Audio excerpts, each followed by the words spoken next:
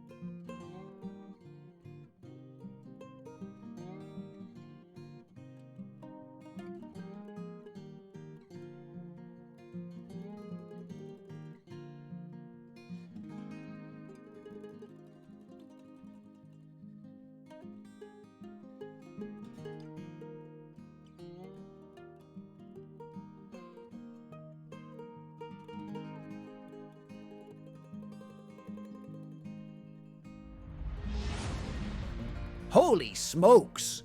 Only 8.9% of all YouTubers are monetized? Monetization encourages YouTubers to keep producing the videos we love. Trust me, it's a lot of hard work. What exactly does a YouTuber need? Do you know the answer? A. Just start a YouTube channel and post some videos until you reach 10,000 views. B. 1,000 likes plus 10,000 views during the past 12 months. C. 1,000 subscribers plus 4,000 hours of watch time during the past 12 months. The answer is C. Your favorite channels can have millions of views and not be monetized, unless you click subscribe. Next time you check in to watch a favorite YouTube channel, don't just snack on content. Please subscribe to it.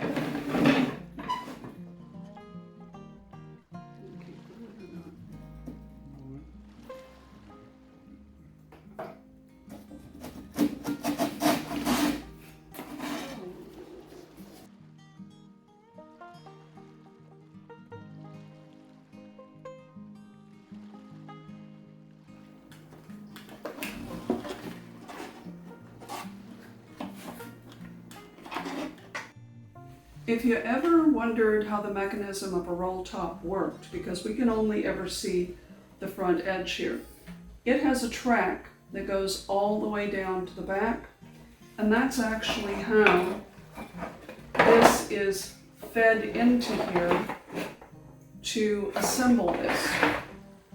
And then on the back of the roll top, because each one of these is a separate piece, which is what allows it to bend, is canvas that is glued on here and tacked in specific places so that it won't come apart.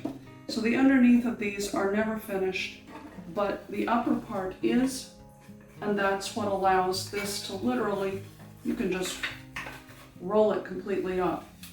The sides of this piece was connected to the inside with 3 nails on each side.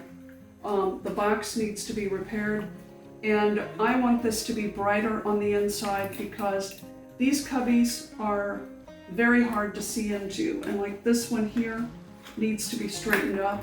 So this is going to be painted so that it's brighter and you can actually see what's in here. It would be really difficult to just paint the back of this and keep nice, straight, neat lines on it. So we've got it apart now, so now we can start repairing, cleaning, sanding for the different areas of what needs to be done on this. And it's worth taking it apart because then you're going to get a really clean line. This would have required, sorry about that, this would have required this being painted. I don't want this piece painted, I want this piece stained.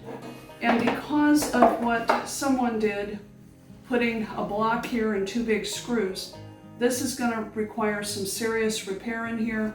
There's crack that needs to be filled, and then it's going to take some layering to be able to stain this and camouflage where the fill is on this. But it's going to be worth it when it's finished to see a beautiful little piece. Strippers tend to evaporate really quickly, and you need the chemical reaction to happen with the finish so that it starts to lift it. In their process of trying to make strippers a lot safer, they've made them evaporate quicker. So in the past, when you put a stripper on, you could walk away from it and it would still be moist and bubbling everything up. But the newer products in the last 15-20 years have changed that process. And on this one, what we discovered was that wrapping it with foil works really, really well to both hold it in from evaporating and to help it stay put on the surface to start breaking that down. The saran wrap, which you can use with some other products, starts to break down with this one. But this is a much faster, more efficient stripper than the citrus strip. So that's what we've discovered with this, and when we take this off, it was brushed on. I just brushed it on to the whole thing. We've wrapped it with foil, and 15 minutes later, we're going to lift it off and scrape the old finish off, and you'll see it bubbled up. This has been sitting per directions, and when you pull it off, you can see that there's bubbling here. Make this a little easier to clean up. I'm just going to lay the foil down here. Most of the time we just put this over a trash can. We tried sanding this, and even 60 grit sandpaper, it was laughing at it, the finish was. So that's why we went to the point of stripping this. And this may either need, I think it's going to need gem sands to get the rest of this off of here, but it's definitely coming off. It came off the other drawer very nicely, so a lot of times it's just trial and error till you get to what you need. Off camera, I'm going to finish working on this, and it's going to be worth it in the long run. We often find ourselves needing to create jigs to solve problems working on different projects. Blind slats from faux wood blinds have a surface that almost acts like Teflon, so materials don't like to stick to them. This was perfect for the areas that needed rebuilt with wood putty. 2 slats fit perfectly to fill the groove where the Rolltop slides, but we needed them to be exactly a ½ inch tall to fully fill the space when we clamped both sides of the Rolltop together to repair the huge area of damage on the second side. The cut pieces were super glued together for stability. So Jim used 2 blocks and glued a razor blade between them to create a perfect guide for slicing the blinds to a ½ inch height. He has a number of these that cut at different heights for use in the shop that make cutting exact measurements faster than ruler and pencil marking.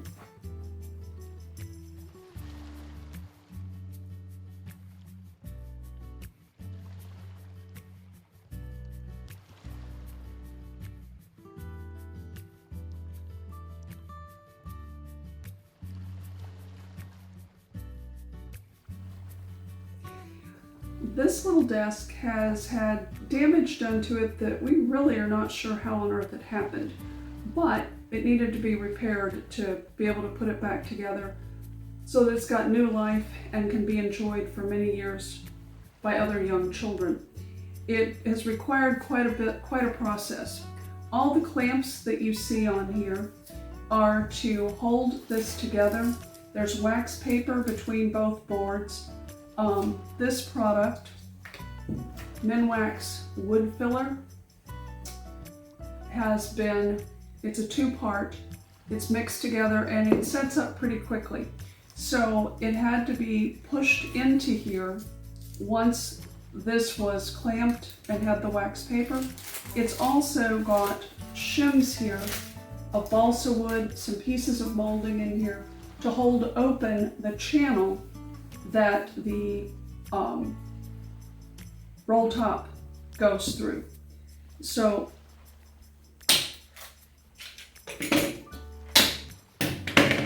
and these boards over time had done some warping, so they couldn't just be laid onto each other. We needed all those clamps to make it work. So hopefully now this will lift apart and you can see what we were dealing with. This piece of balsa, this here, was pressed into here to keep this channel open. The smaller pieces acted as a wedge to pull it really tightly against the edges where we needed this done. This side basically had damage right here that needed to be glued back down. It's going to need some fill added to it, but first this piece had to be glued back in well to start with. Then you can see on this side, you can see the issue with this entire piece was chunked out of here. There's still more here. So this will get cleaned off and more wood fill will be added here, which is forcing this piece to be painted. There's really not going to be an option because this much wood putty and the fact that it's where it's going to show really clearly because this is the bottom of the desk. So this spot right here couldn't be hidden. If the breakage had been back here, this still would have had the option to stain. But to be able to try to match this grain is just next to impossible with stains, even with dry brushing and other colors. It would always show. So this is now going to be painted, but all of this is going to have more wood fill put into it. Then this will be sanded even, and the channel will always stay stained because it's going to get so much rub in it from the up and down of the roll top. And the roll top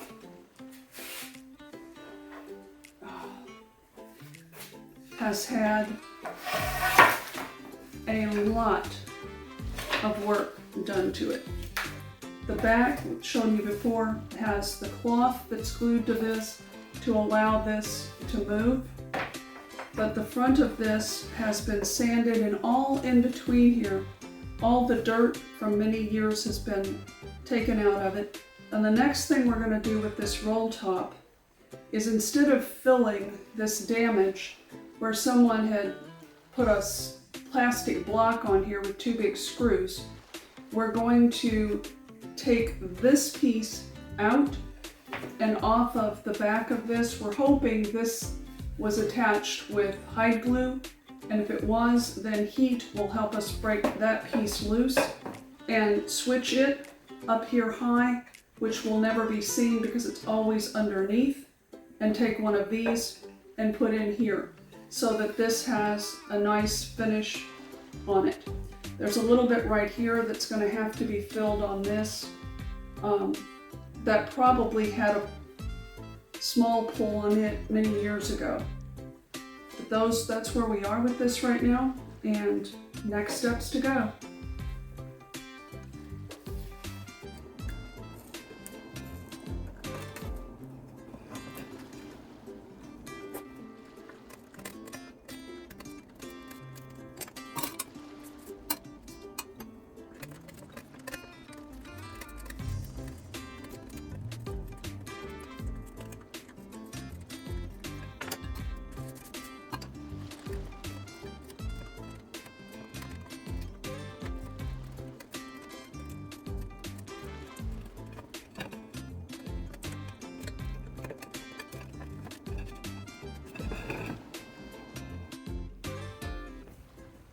This has been a ton of work to get this to this point. The Rolltop is still in another spot drying from where we have done repairs on it. Now, one of the things that we decided on this, to make this a user-friendly desk for someone today, as opposed to 1910 when this was made, Jim has constructed a drawer, I can't get it in here right now, there we go, that will match the style of this. This is a brand new piece of wood. Honestly, it's going to fit better when we get it in there, right? And it's not at an angle. This board is going to have some wear added to it, some dinging, so that it matches up to the wear on the sides of these drawers and this edge, so that it doesn't look like a replacement piece. It's also going to be a little trickier to get the stains to match on it. For as old as it is, it was in very good shape, but it needed extra work. This still has to be sanded here to get down some of this out, and this is going to be interesting to, because I want these drawers stained, to get the stain to work over the wood fill. And then on the drawers themselves, I'm going to leave the sides stained. I'm just going to put a fresh coat on them. And there is the signature of the craftsman who built this all those years ago.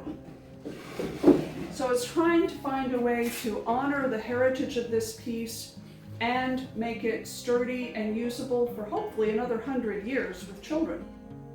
So on to the next step.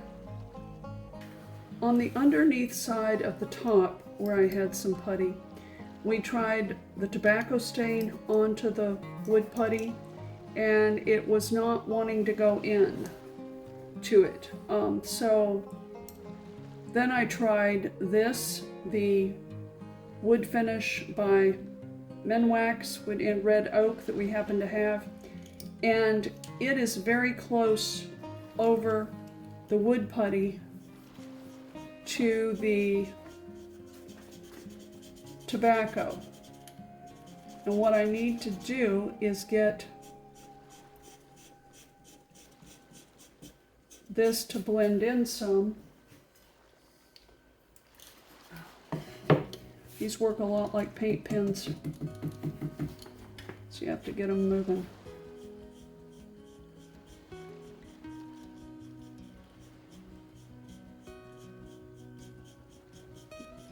To at least start to camouflage this,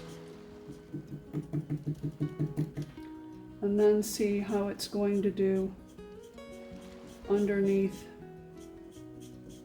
the tobacco. I'm not as concerned under here, but on the top side of this, I have a gouge that I really had to be filled. It was just going to look really bad. So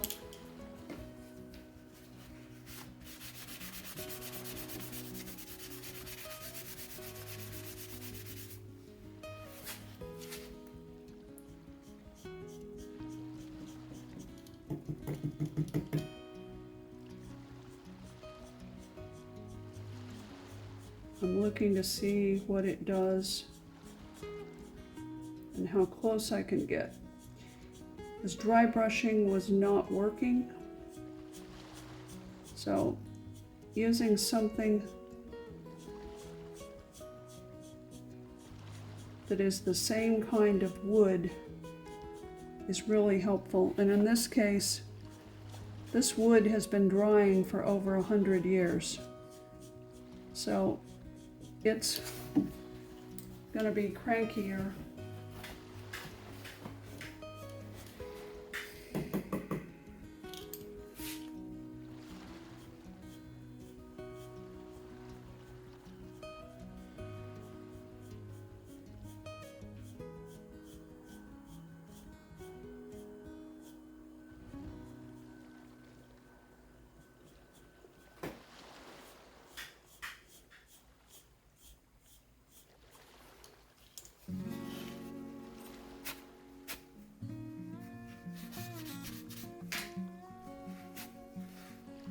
It's helping. We'll see what happens when it actually, this has completely dried, and we try tobacco over it and see what happens. Because of the age of this wood and the fact that it's so dry, I'm going to try a penetrating stain on it, because that's going to get down into the wood. It's going to nourish the wood and re-moisturize it, and as a penetrating stain, it should help to hide all the variegations that are under here. May not, but it should, and that's the hope here.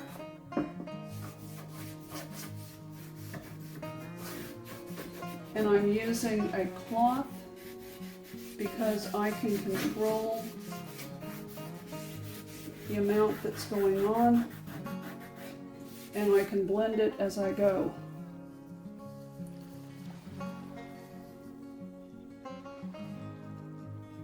I'm not saturating a ton here, but I'm getting enough that I can do a good coat into this. Back here in the back, it's doing a good job. We'll see what it does when we get up here to the front.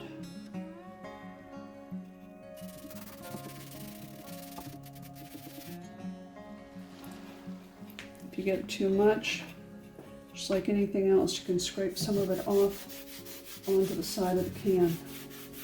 That is definitely hiding the original marring. So let's hope when it gets up here, the topical gel did not do that. It was not hiding any of that.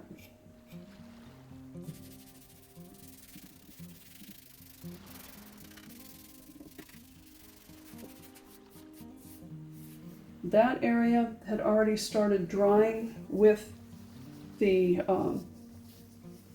HTP and the pen that I had used that had poly in it, so the stain can't get past it. But I think this is going to do the trick.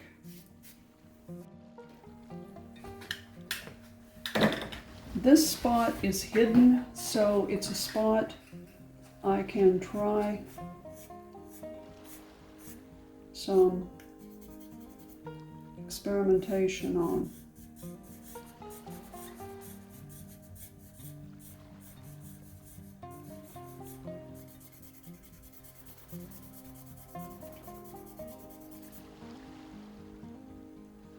Don't like those endpoints.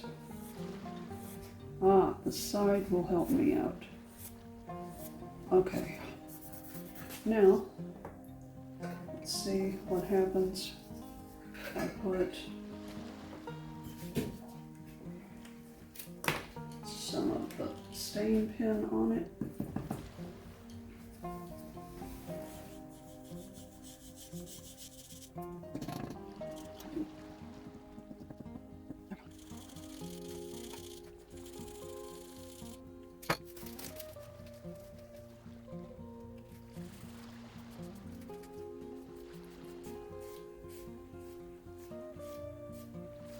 That helps.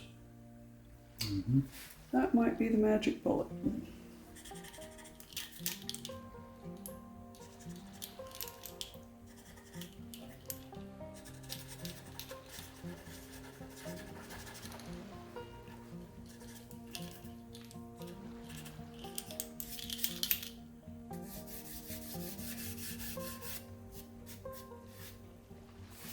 It's not perfect, but now it just looks like old wood that's got damage on it through the years that's stained. I would have preferred not to fill this spot because of what a pain wood fill is if you're trying to stain something. But this had been gouged so much, I think a child got to digging on it and got lost in that. And it was like such an inviting place for a new child to dig as well, that I decided it's got to have something done to it. This mark and this mark are actually indentations from where the Rolltop's tip pieces come down to tap on this. So those are just going to be left as age marks in this. And some of these black marks are stains that are so deep, that they have penetrated in. So that's also why I'm going with a darker stain, to help hide that and just let it look like old wood. So I'm going to do the same thing to this that I did to the drawer front.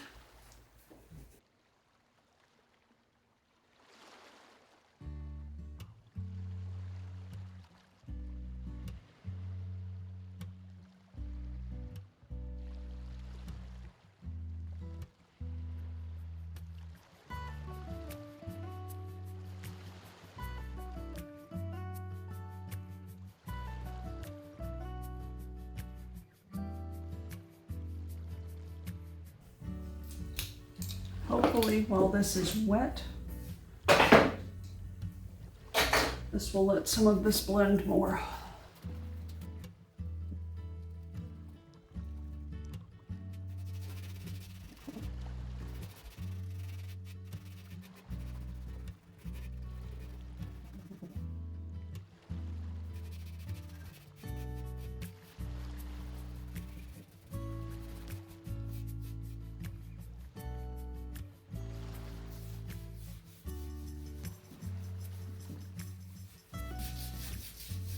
I'm getting it wetter on this because this is drier and a lighter shade than the drawer fronts were, and I want them all to match.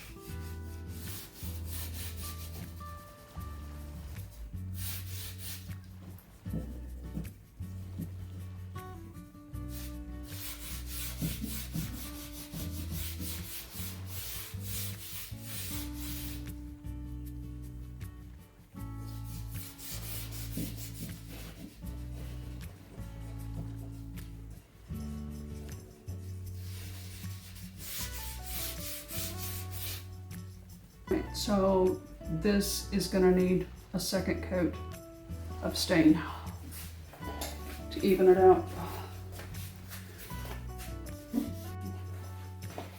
There were repair spots on this right here that has to stay here because this is the bottom portion of the roll top.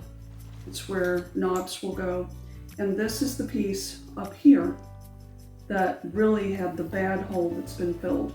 I've done the same thing to this that I did with the drawer fronts and the top of the table, and using permanent marker and red oak wood finish pen to help to camouflage that when it gets the red oak chestnut. Same thing on this. This is so dry, it needs a penetrating stain to let it get some moisture down in there. And it's easier for me to put this on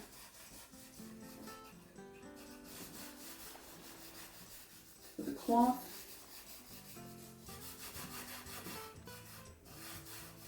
The very deepest part of these grooves, even though I'm putting finish in there, are never really seen in a roll top disc. This spot is not perfect. It's going to get another layer of work on it before the second coat of stain goes on this, because this wood is old and dry, and it appears to have had different types of wood used in its construction. 2 coats of stain are going to still let the grain show, but are going to even out the finish.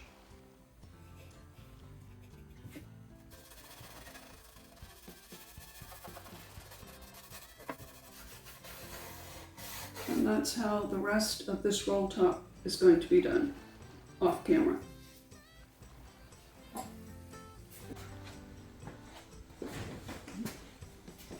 Before the next coat of stain goes on this needs some more work to help blend it. I think all I'm going to need is a little bit of the marker just to lightly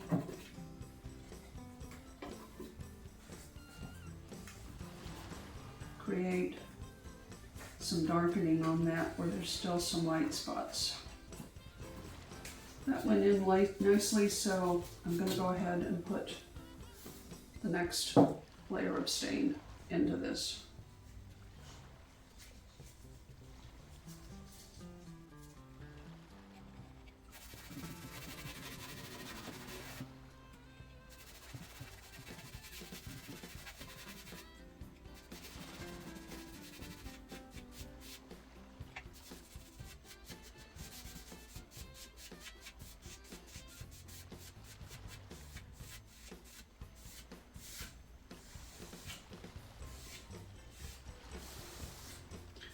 You should be able to see on the camera how that this second layer of stain is evening out this finish. And it's camouflaging this spot. Yes, it's still a darker spot, but it's not a bright white spot anymore. Now it could be a stain from over time. It could just be some long-term scratches and all that have filled in and darkened. This little chair is from exactly the same time period as the little desk. They're both a mission style piece of furniture. We know the desk is from 1910. This little chair probably is too.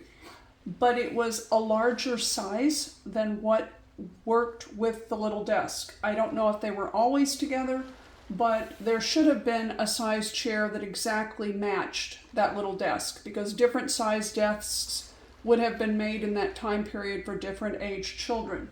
These chairs are amazingly sturdy because an adult can sit in it, well, a smaller adult can sit in it without causing any damage. They're remarkably made. But in order to make this so that this desk could slide in and out of the opening of the little roll-top desk, it needed to get narrower, and the base of the legs are going to have to be adjusted too. But that way it will slide in and out without banging into the side of it, and a child can actually sit comfortably in this chair.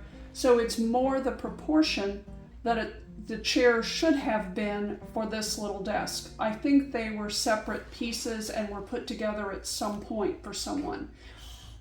These dowels have already been fixed. The changes and all in the sizing and working on this made the dowel 1/8 of an inch too tall to let this piece, it's going to let me here, seat down on this and sit flat into this piece back here. It was sitting gapped up.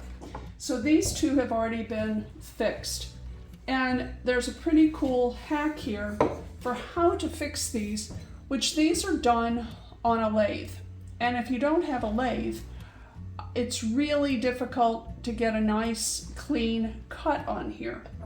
But by using bits like this in your drill, which are diamond tip, they're primarily used for cutting through tile, ceramics, to make holes for a variety of different things, for plumbing, for screws, smaller ones for screws. This, at this point right now, this would rock all over this and be hard to seat in there. But just like sanding, if you go with two different sizes, this one fits good and tight, and it's going to give me a groove going in here. You could put a piece of tape around this to mark the depth for yourself. I've done measurement for so many years that I'm really good at hitting spot on where it is. And I know that halfway into this bit, I can visually see that's going to be my 1/8 inch. So the first thing is to use this bit to make a cut in here. And it also keeps this from rocking, so you're not cutting this unevenly.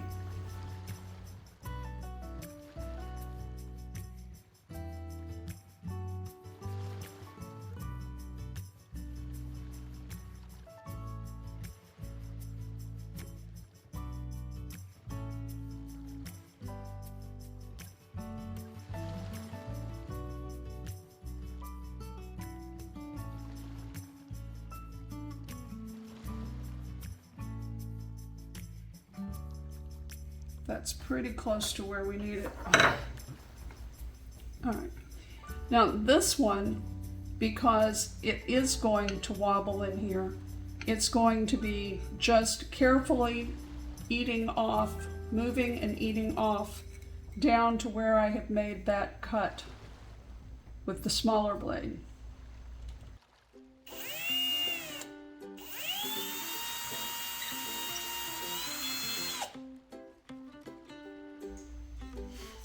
Time and patience, but now this is going to allow this dowel to go in and seat properly.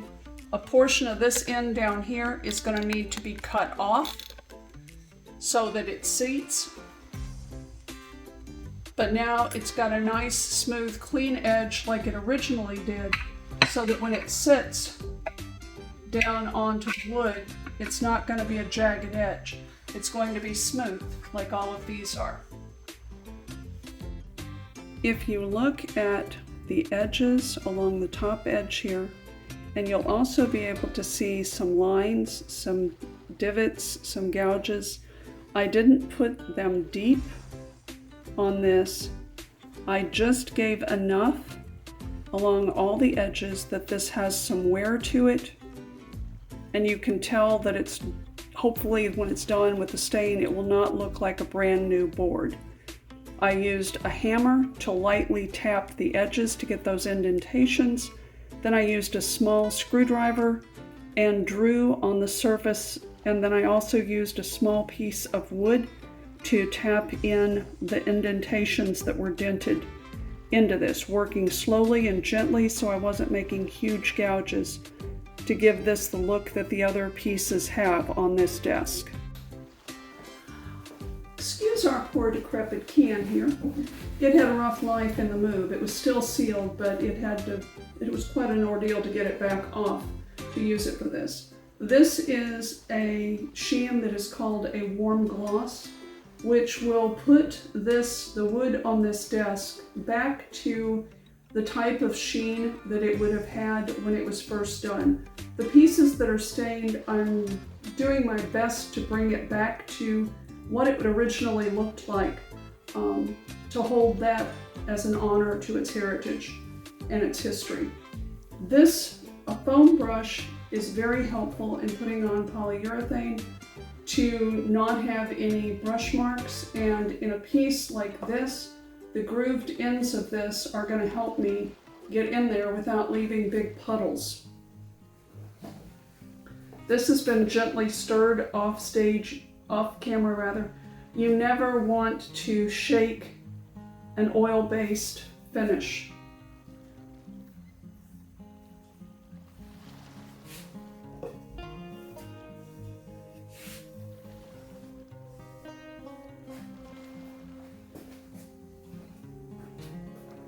I did not want a polyacrylic on this. Over time, with a lot of use, it can peel, and it does not give the rich depth to the wood that polyurethane does.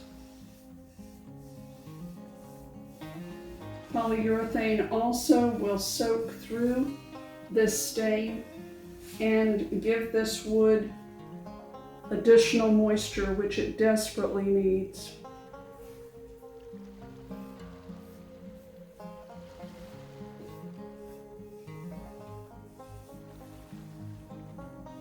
You also want to go slowly so you're not creating bubbles in your surface, because those bubbles will dry in place.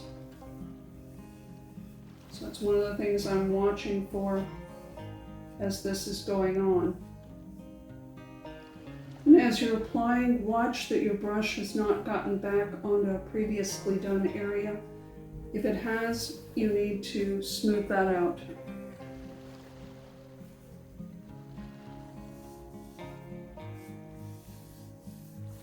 And polyurethane will let you do that because oil-based products have some work time in them before they are too dry to do any repair other than sanding what you've worked on. Any strokes that you do because you see bubbles, needs to be very, very light, like you're touching a feather across this surface, or you create more bubbles. Let this dry. It's going to need more on it, but this is its first coat to let it dry. It was not the original intent to have to sand everything down, but there were two different types of finishes used on the desk and the chair, and in order to get the seat in these spindles stained down, and then this new piece of wood that we're using for the drawer front, all with the same color of stain, it became a necessity. And also the finish had damage on it, so it was also going to be, these pieces of the chair are going to be painted. They're down to raw wood to give me a smooth surface, and sometimes that happens with what you're working on. But the seat is going to be stained, and these spindles are really unique. Neither of us have ever seen this before. This is not bad sanding on this. This is because the grain is running this way in this spindle. There's two of them, and then the grain is running the way you expect it in this spindle. But it makes a pretty effect, so I'm going to look at it stained, and I think that's how I'm going to leave it. And if I don't like it after it's stained, I can always paint that part of the chair as well. It's not going to hurt anything. And everything I've stained already is just drinking in the oil of the stain, so it was definitely the best choice to use a penetrating stain for this project. This wood needs the nourishment. And it's also allowing me to actually match up the color, which is much harder with a topical stain, because you're dealing with the color that's underneath in whatever the original finish was. I did the bottom of this first because I don't care if there's a little bit of darker stain that gets under here from doing the top, but I would care about over darkening the stain on this top as I'm working. I would not want stain that gets darker in areas than what I had originally wanted. The grain on this little seat is really, really pretty.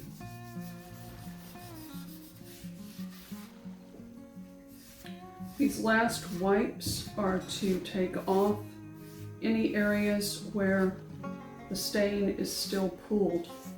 And if you look at this seat color and you look at this color, this is definitely darker, but this matches, this narrow board matches the Rolltop, it matches the drawer fronts. So that's telling me this seat, like the parts of the desktop, are going to need an additional layer of stain after it dries. Putting another layer on here now won't help. It will just obliterate the grain, and it won't give you an even coverage and pretty outcome. So this will dry, and then I will start layering stain. It may take one, it may take two additional layers of stain to get that to match the rest of this. But that's also an advantage of having this down to raw wood, that I have the option to make that work. There's a spot I missed. These need to dry, and they'll get another coat put on them to change this color. This has had a variety of repairs done on it in different places with wood putty. And also I found when I was painting the small insert, oak doesn't bleed tannin, but there had been some oils that I could not see that started bleeding through. So to just give this an even coat and to cover everything that has been repaired on it, I'm going to give it a coat of spray shellac. That's going to protect me from any oils that are on this that I couldn't find and that are obviously deep enough that the deglosser itself was not getting it off. You don't want to degloss over wood putty that's not sealed. You either want to degloss first and then do the putty, or wait until after you have shellacked. So that's what's going to happen with this. This has had all the sanding residue removed off of it, but now it's going to get a coat of shellac to seal in all the wood putty areas, and also to seal in any tannins that are coming, well, not tannins, any oils that are coming up from this, because there is no tannin in oak.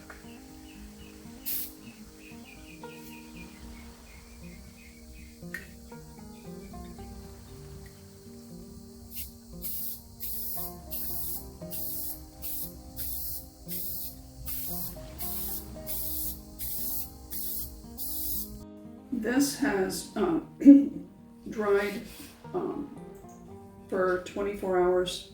So what I'm doing right now, this is folded under. You can see this has a duller finish now than this, because I've already used a brand new green scrubby to sand it. This green scrubby is only used for sanding. It's never used for cleaning. Once you've used the deglosser with a green scrubby, you cannot use it as your sanding piece. But it has just enough to it to knock down any what are called nibs that come up on a top coat finish. And you can see that that is making a cloudiness to it. Then what I'll do once I've sanded all of it off, it's water in that bottle. This paper towel is damp, it's not drippy. And you should be able to see that it's taken sanding residue off of that.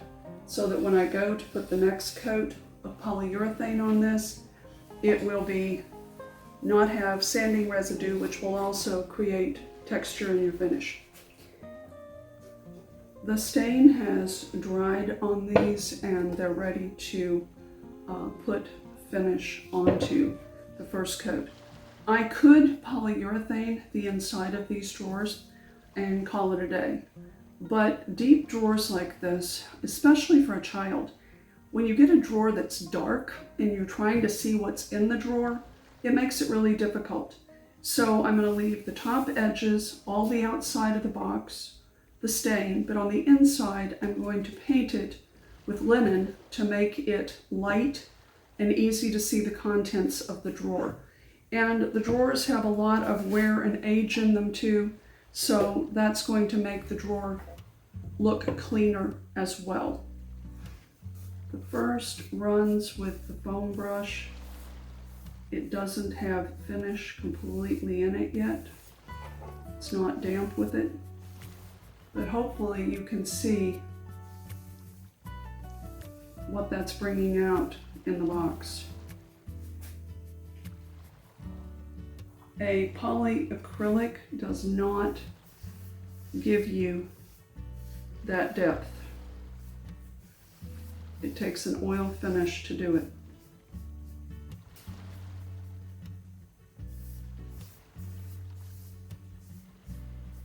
Make sure you're in good light so you can see where the finish has missed. Your last strokes are super, super light.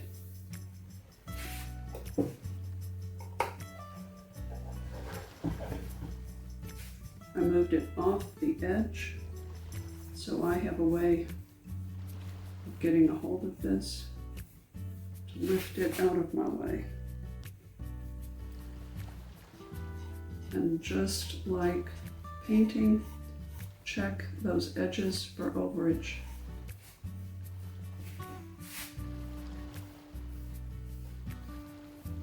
And you want to do the top edges like this after you have used the heavier amount of finish out of your piece.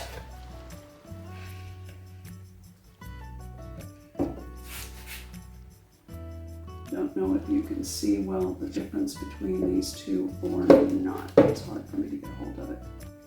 And I've got a glare on my screen, so anyway, this one will be done off screen, and I'm going to show you something else that's going into this desk.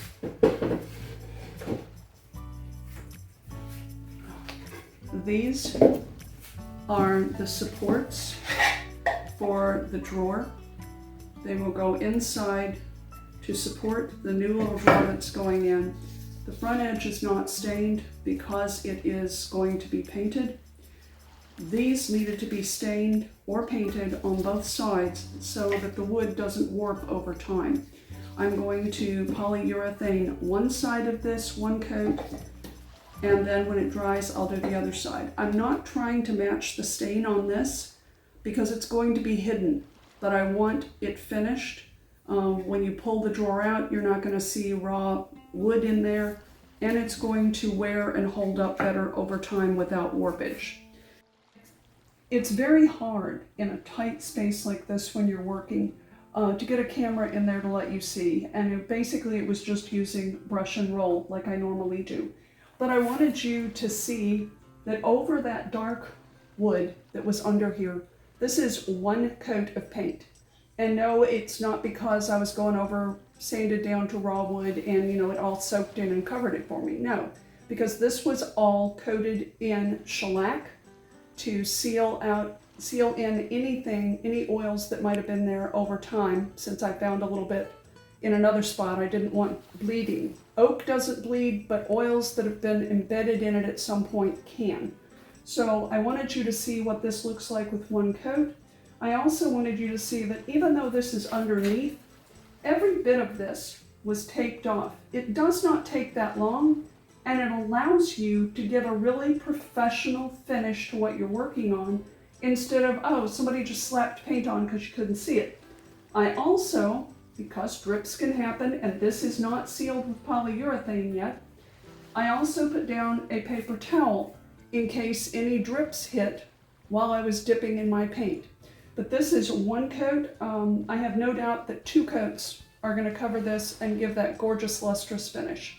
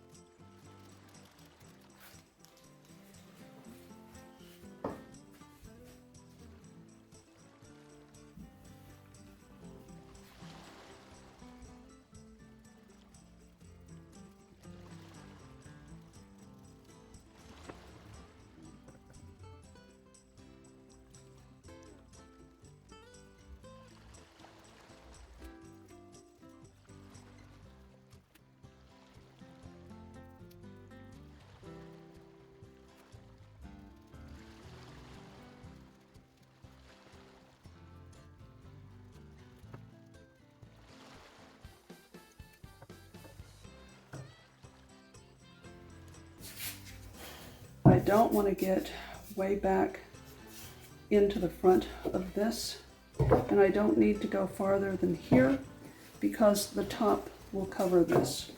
But I'm going to use the art brush to go along this edge.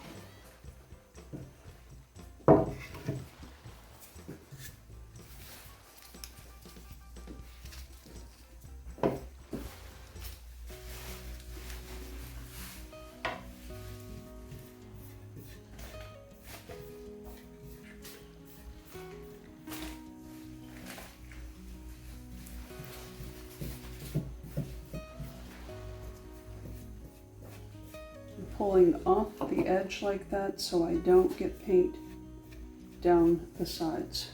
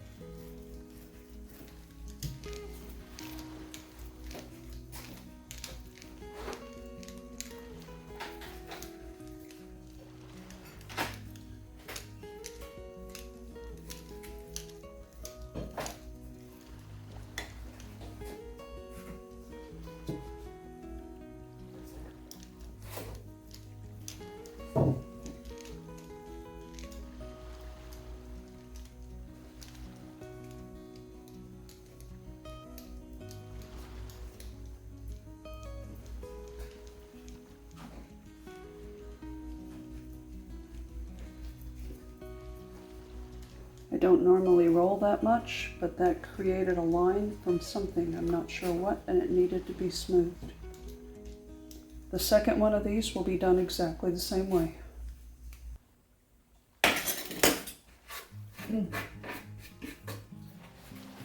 All of the tape has been removed off of this from where I taped off the stain areas to protect it. And now I need to get a layer of polyurethane on the bottom side of this to seal it. It doesn't have to go all the way into the inside of this, but I need it on the front and the underneath sides of this. And then I'll be able to turn this over and do the top. It's all taped again, taping off the paint so that I don't get polyurethane onto it. I would do that if I were using polyacrylic, because either one of them with any thickness at all are going to show some yellowing. Initially, polyacrylic can look clear, and then you give it a few months of light, and if you saw it side by side with the original and you could compare it, you would see yellowing. So I want to protect the paint from that. So that's what this is going to be doing, is keeping it off the paint but allowing me to get this edge. I'm going to try to avoid this edge because I want to do it when I'm doing the top, that if I get some on there, I'll just smooth it.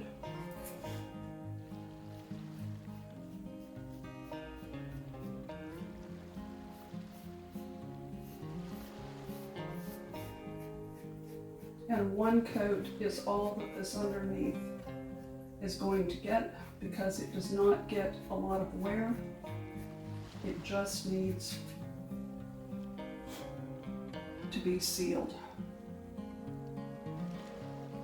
And you really want to check, looking in different areas, different directions of the light, because you will miss areas.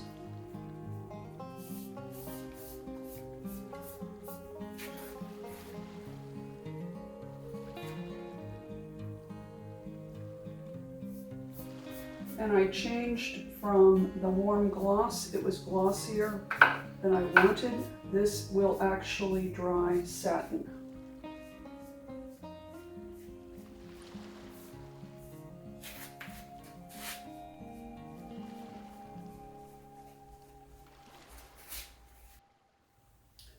I also checked before I taped anything of this off to make sure that there weren't drops of paint anywhere, and I found some, and what I used was a very small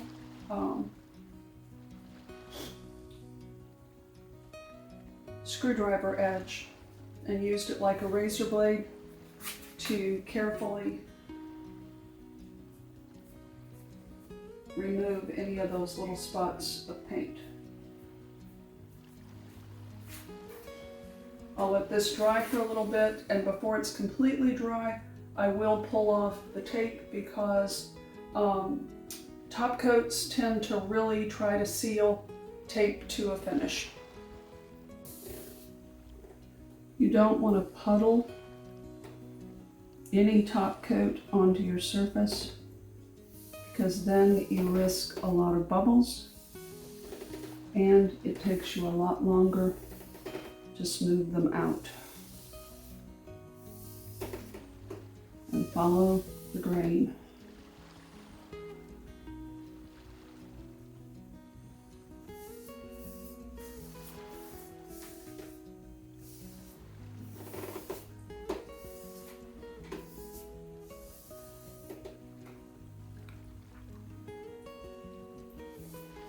Start in the middle so you don't get runoff on your edges.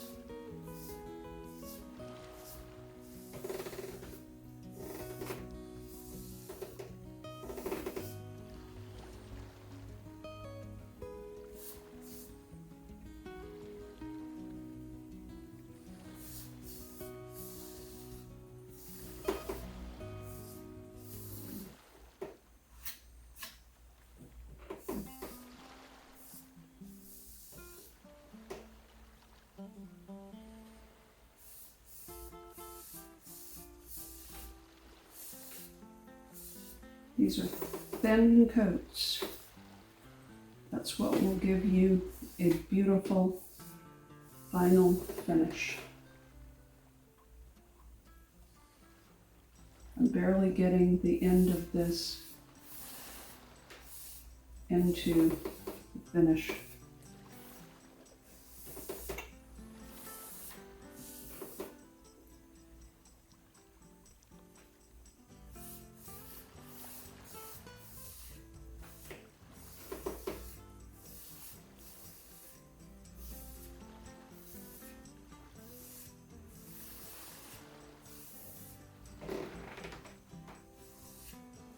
And just like paint,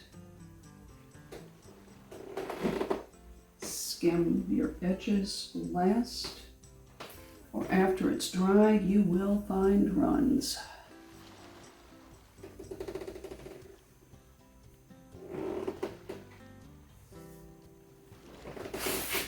Let this dry, and the remaining pieces will get a coat of the satin on them as well. This was already sanded with a green scrubby and wiped down with a damp cloth to remove all of the sanding residue off camera. It was the second coat of the warm gloss on this that came up as too shiny a coat for me. And adding the satin over it is going to pull this down to a satin sheen. You don't have to sand a shinier finish completely off.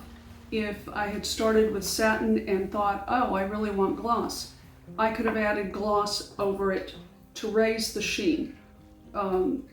That's the sheen in the whatever coat you're putting on is the sheen that you are going to get as your final look.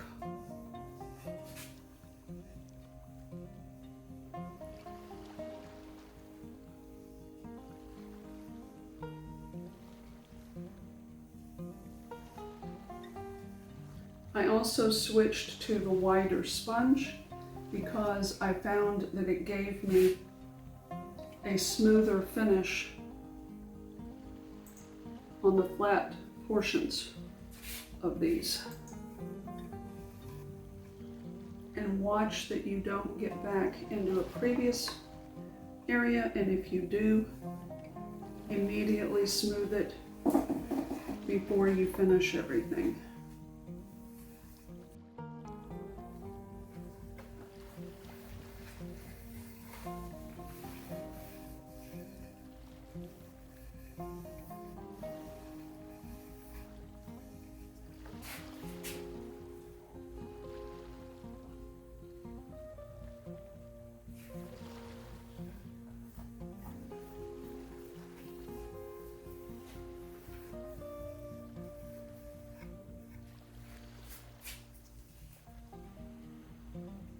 It's all coated, so it's ready to dry.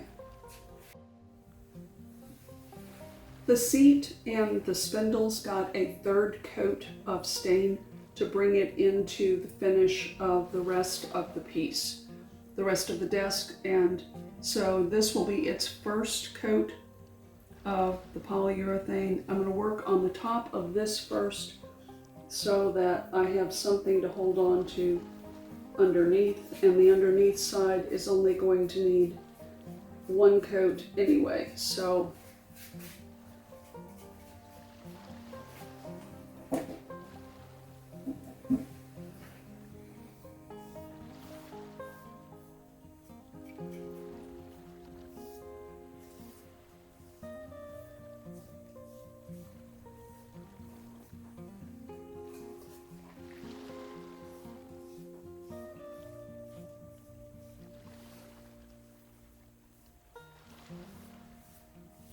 and you can see as the polyurethane goes on, it's matching up to what the other stain looks like.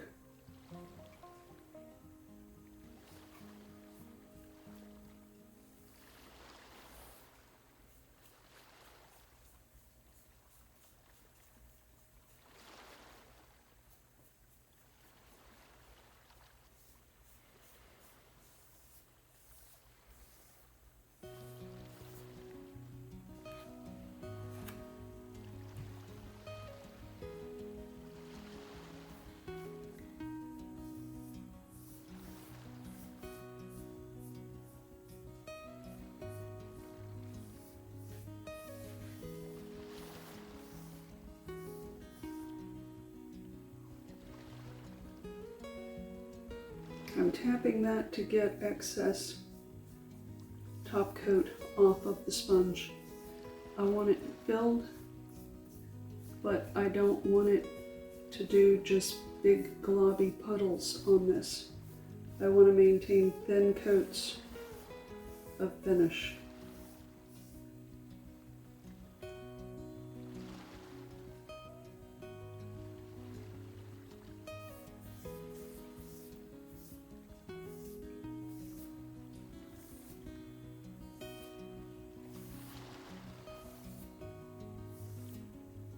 Always apply with the grain. And the same thing, grab these edges to make sure you don't have runs. That first coat will dry.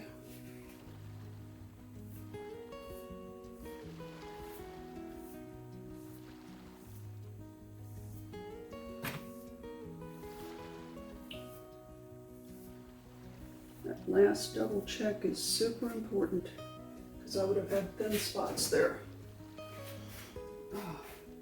The drawers have also been sanded and cleaned.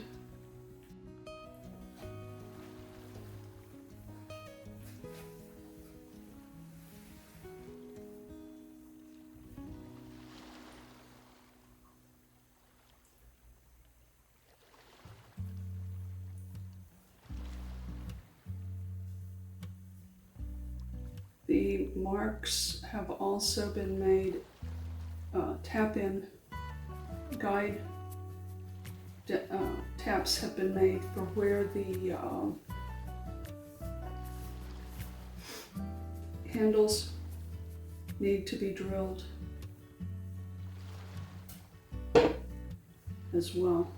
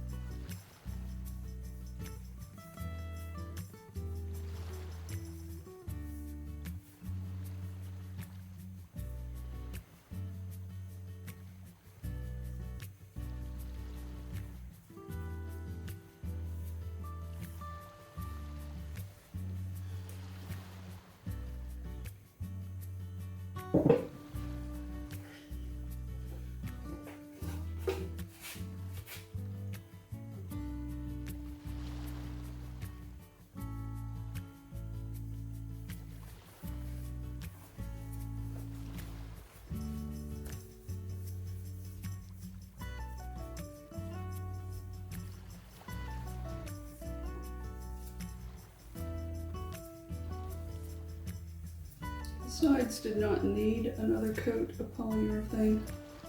This way they will match. I'm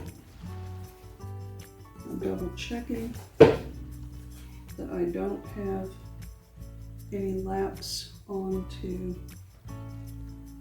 the front of this. I did find there a spot where it had not coated.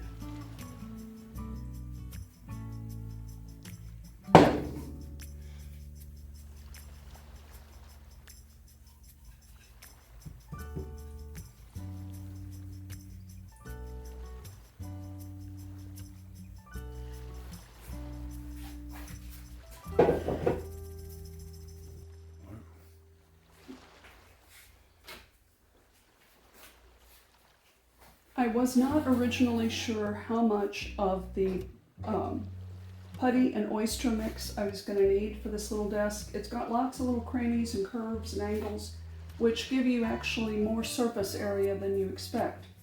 So yesterday I mixed a second batch, and what I wanted to show you is if you measure accurately, this is painted with the new color, but I came along this edge and I purposely let it go along this edge to see if there was any difference in the color, and there was not.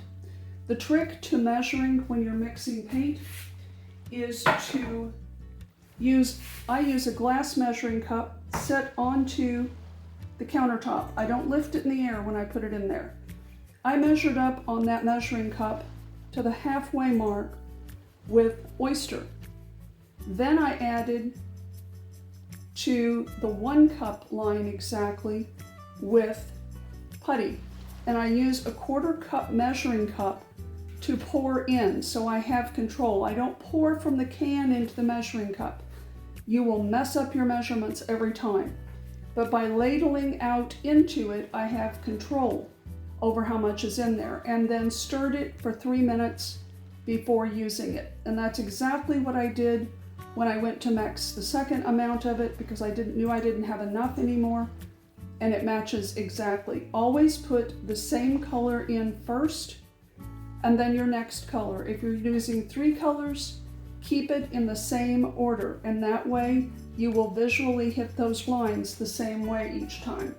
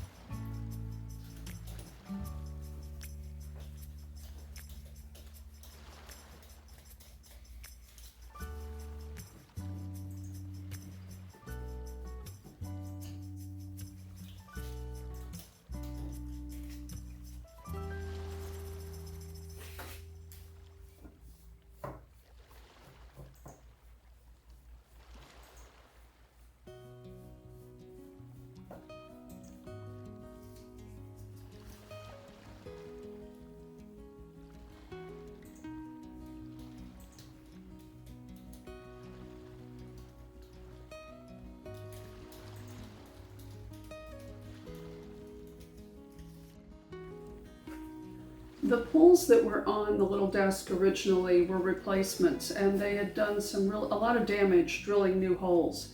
This style of pull is much more appropriate to the time period and what would have been on pieces of furniture like that, either a plain cup pull or one with a frame like this. I couldn't find a plain cup pull that was small enough without the frame on it, so this is what I chose to use with this. I originally thought I would have the black with a little bit of highlight, but the finish is dark now. I couldn't do the light finish I was originally planning, so now I'm going to use a mix of the metallic that I've used for a long time. I really love the gold of it.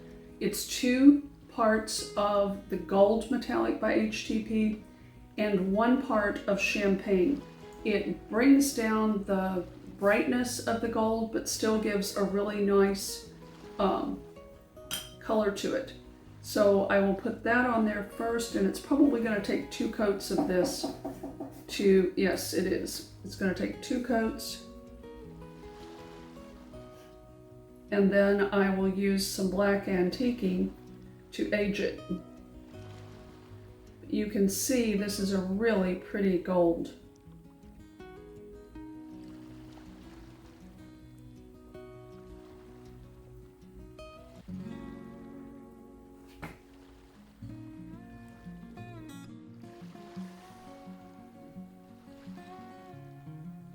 Right now it looks very brassy, but when the next coat goes on it, it will very clearly be gold.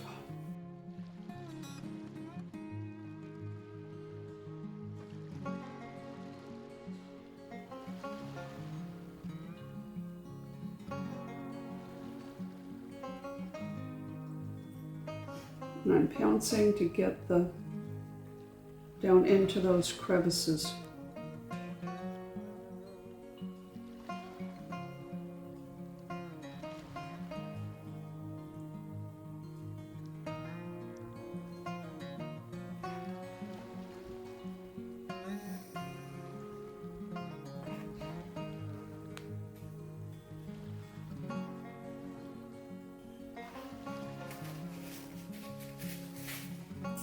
I'm not using gloves because it can really stick to the metallic. I don't know why, but it does. And it makes it harder to put the finish on.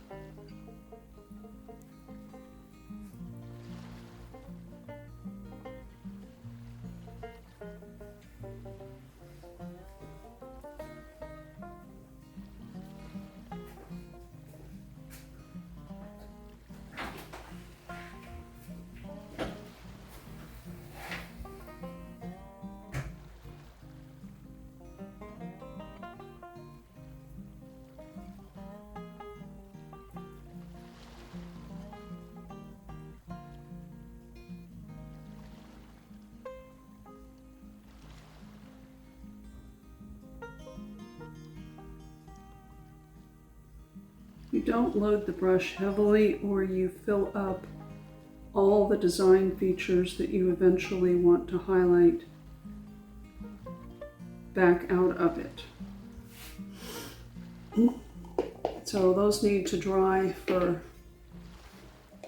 at least 6 hours, preferably longer, before I put the next coat onto them.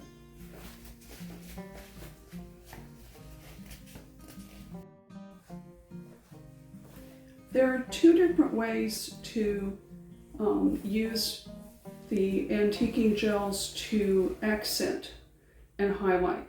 And I'm going to show you on the knobs because I'm not going to use the knobs after all. You can use dry brush, where that you just lightly go over the details.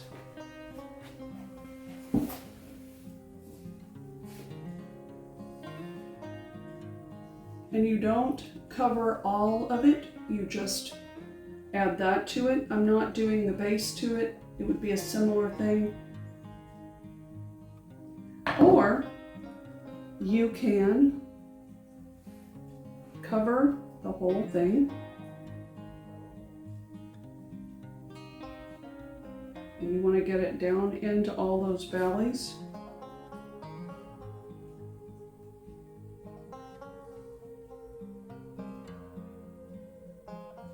And when you're doing this way, it's why it's so super important that it has really dried, the base coat has, before you do anything else to it.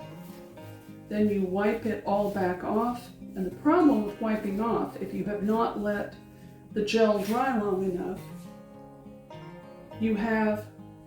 the gel will start to come off. Or if you're applying the gels over the HTP paint, if that base coat has not dried 48 hours, you can lift off the paint. But you can see you get two very different finishes. And the last thing you can do, if you want the finish to have more of the gold to it, then you go back. It's better if you let this dry for a while. But you can go back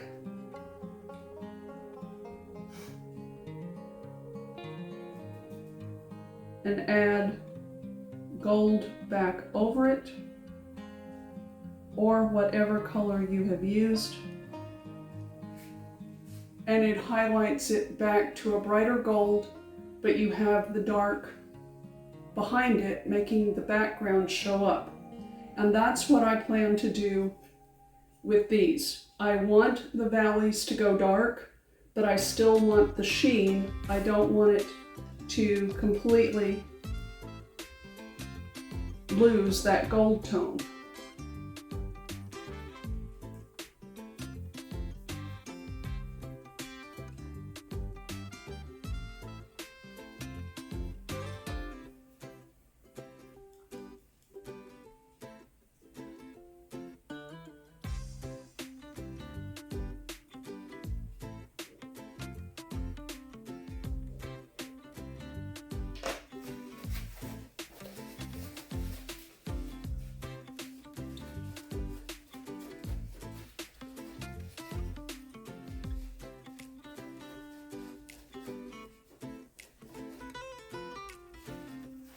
I lifted a little bit out of the valley there because these are not deep crevices. So this time when I go into it, I'm going to blot it so that the crevices in it are highlighted.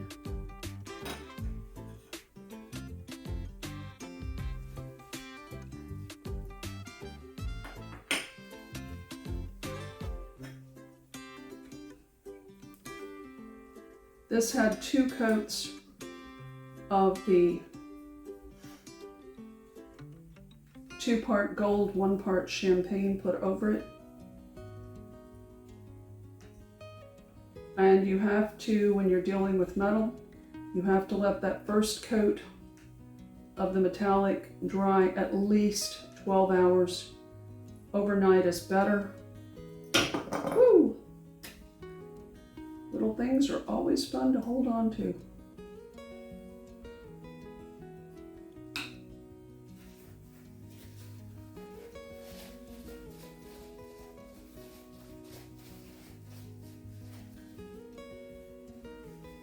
Dry.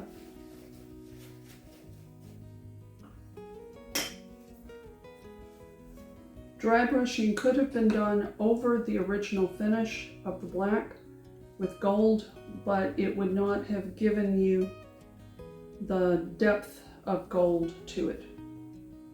So if you just wanted an aged look to it with some gold on it, that would have worked as well, but it's not the look I want for this little desk.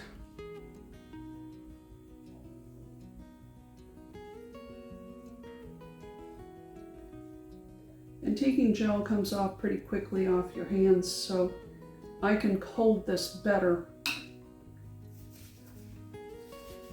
with my fingers not covered in a rubber glove, because the antiquing gel tends to be sticky too.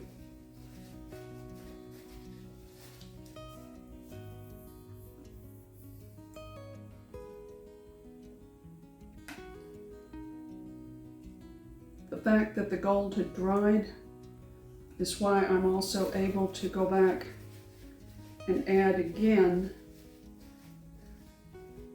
in the areas that didn't get as much black as I wanted.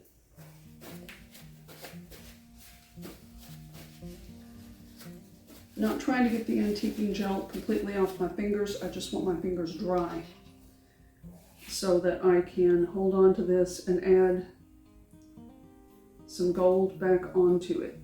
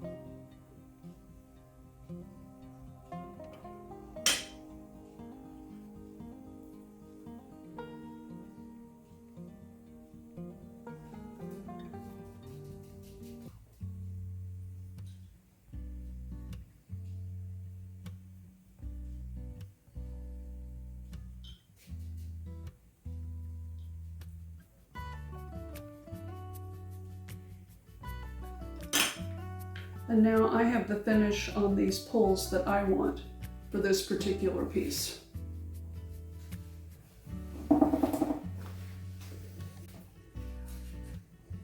This is the top that goes over the very top where the roll top is. The underneath side has had its coats of paint, but the upper side needs to be painted and the edges.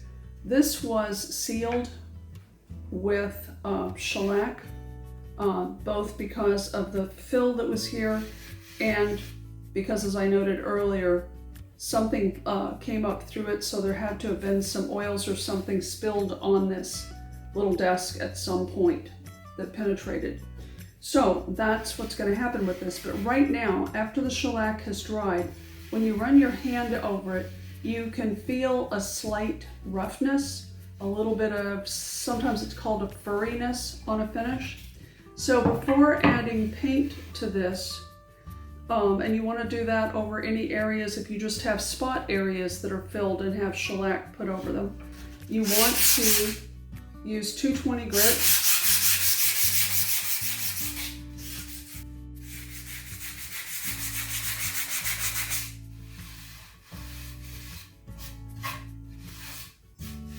Now that's perfectly smooth to my hand, and I'll use a damp cloth to wipe this down. I have not removed all the shellac. That shellac penetrated into the wood. But now I've got a smooth surface so that I don't start building texture with my paint when I start adding it. My brush I wrapped because I've been painting different things in different numbers of coats.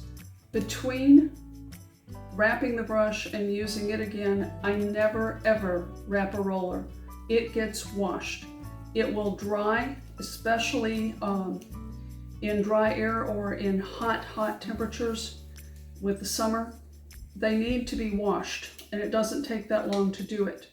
I also wanted you to notice how low the area is on my brush. My paint is not up here. It's only getting this far up. It shows a little bit farther there because that's the side I was laying, and paint was going down into it as I laid it down when I rolled. But you shouldn't have paint way up here in your brush. And then when you go to wash it, there's very little paint that you have to clear out. To paint a top like this, to make it easier for yourself, the easiest is to do the edges first.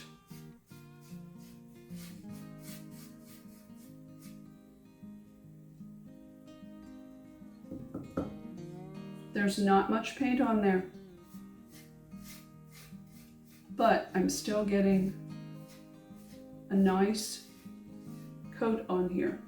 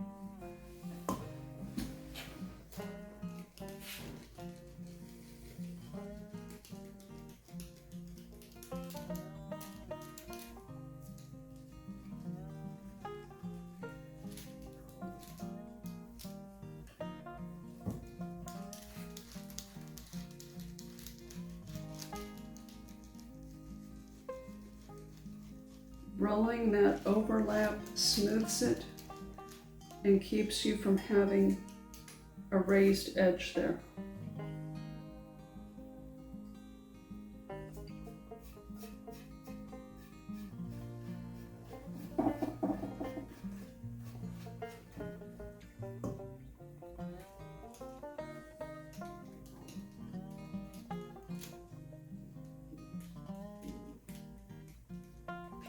Before we assemble this permanently back on top of the desk, wanted to let you see how these go in.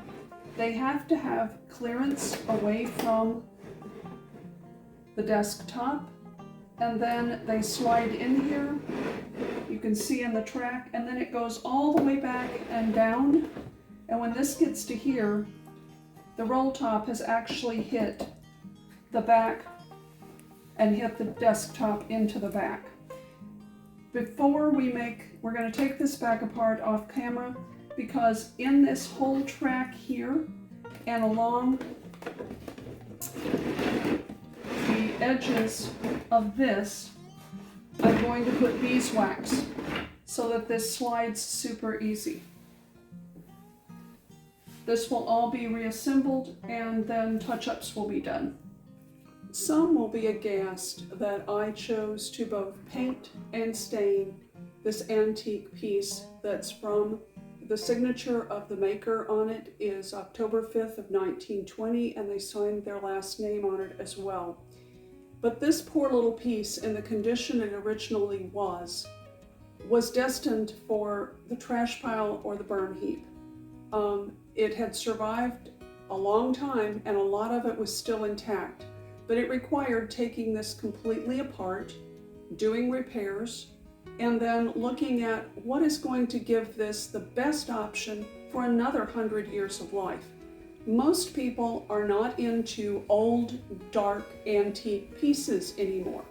They like the lighter pieces.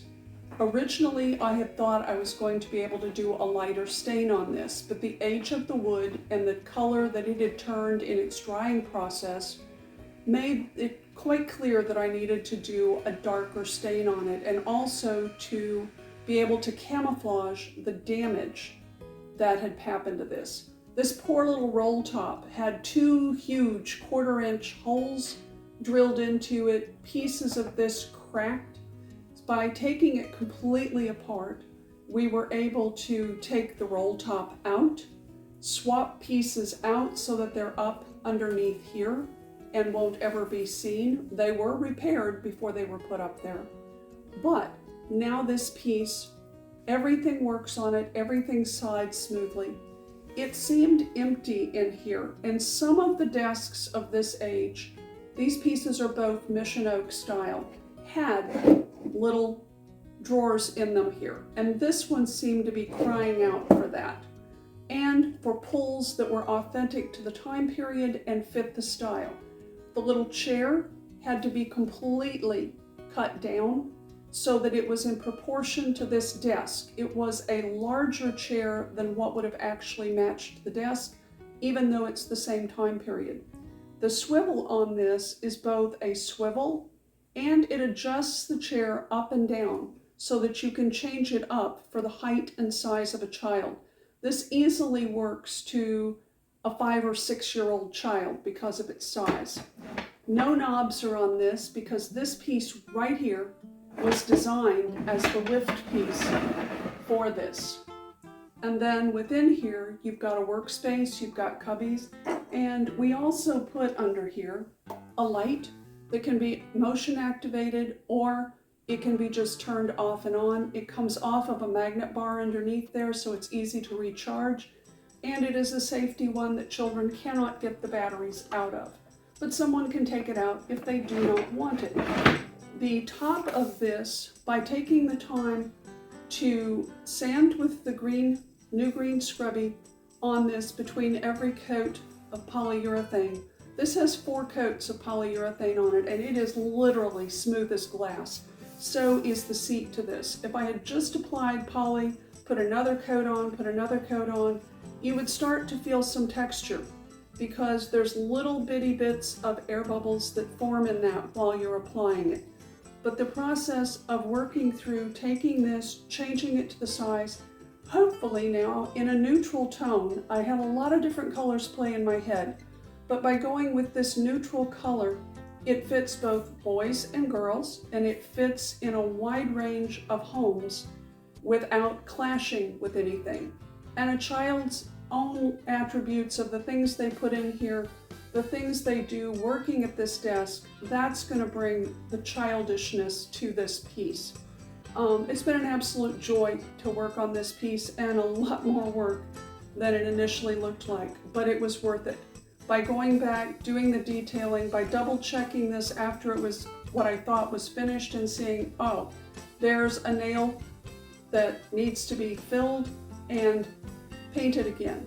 Those kinds of things, taking the time to do that, taking the time to polyurethane, to both stain and polyurethane the underneath of this.